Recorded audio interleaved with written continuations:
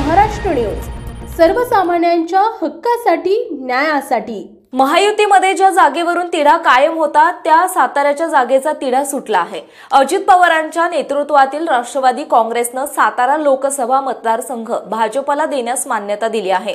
अजित पवार यांच्या नेतृत्वातील राष्ट्रवादी काँग्रेस आणि भाजप यांच्यात साताऱ्याचा तह झाला आहे।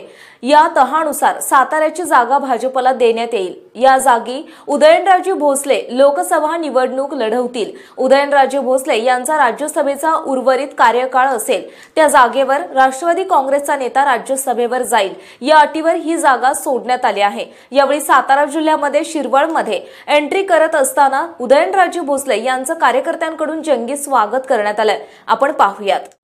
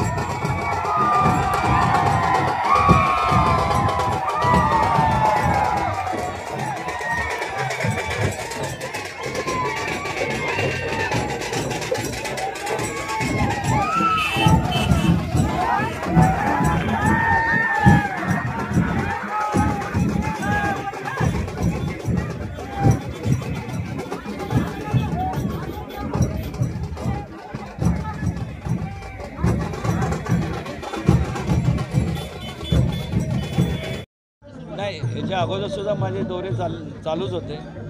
मधल्या काळात जरा दिल्लीला जावं लागलं आणि नेहमी ज्या बातम्या येत होत्या की ताटकळत ठेवलं, असं काही नाही. आज केवळ सातारा आपलं महाराष्ट्राचंच इलेक्शन नाही आहे, संपूर्ण देशभरात संपूर्ण सगळीकडं इलेक्शन चालू आहे.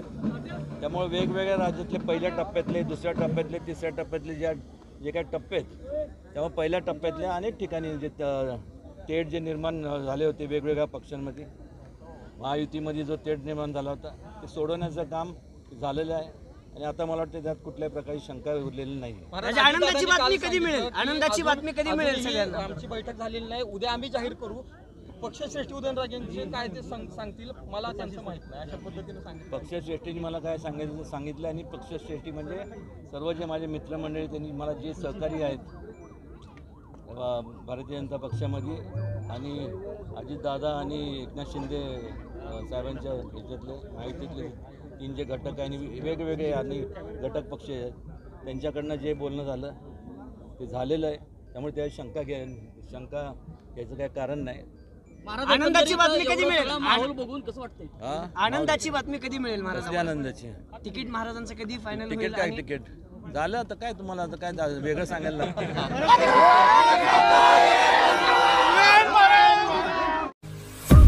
आपल्या परिसरातील बातम्या पाहण्यासाठी आजच आमच्या सत्यशोधक महाराष्ट्र न्यूज चॅनलला यूट्यूबवर सबस्क्राईब करा आणि बेल आयकॉन प्रेस करा.